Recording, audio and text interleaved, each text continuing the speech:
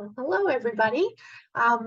Nourish Your True Self here. It's Angie, the dietitian portion of Nourish Your True Self. I thought I would just come on here and take a minute to, I guess, express some pet peeves. I've had a client recently, and I really love what they suggested we're doing. We're not really doing traditional what dietitians and clients do, well, what people think dietitians and clients do. And I have described a lot of the stuff that I do as food therapy, and this person agreed, and they said, really, it feels like diet rehab because we've been immersed and brought up and socialized in this dieting world and forget that we don't have to keep believing those things. We don't even notice sometimes that we're believing things. And I saw this ad for some diet pill or some diet plan. It doesn't matter. You can fill in the blank. They all seem the same to me. But it was comparing, oh my goodness, pretty sure they were talking about how bad bananas were.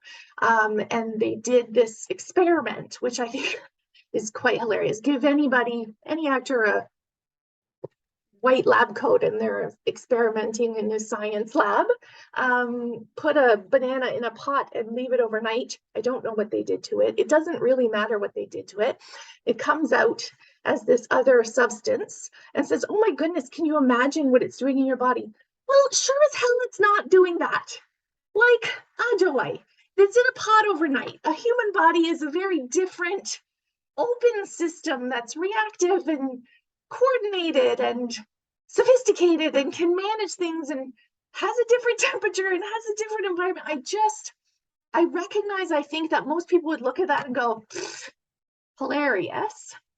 But these companies are successful. And I think the biggest thing is, even though we can logically understand that whatever that banana is doing in that pot isn't probably what's happening in my body, the other diet messages that we've been getting for decades just add to this banana visual that is really, it's dramatic. So it's hard to shake. So, whether you've been exposed to a low carb or a keto diet, or even someone else talking about it, which also kind of feeds into the bananas are bad, bananas have too many carbs, bananas are too high in sugar, whatever the message is, they all add up. And then it becomes this common knowledge about bananas, which is too common and not knowledgeable.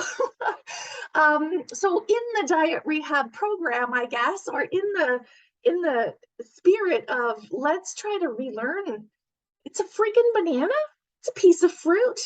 Thousands of years, humans have been eating them. Animals eat them. They're not bad for us. Food isn't bad. We're not causing harm by eating food. Stay tuned for more, because I have a lot of these moments when my social media just flashes me these things, and I'm still a person. I'm still a woman in this world, in this dieting world, and I do have to still check some of that stuff. I want to help you guys do it too. So I might express more of these pet peeves. Thanks for listening.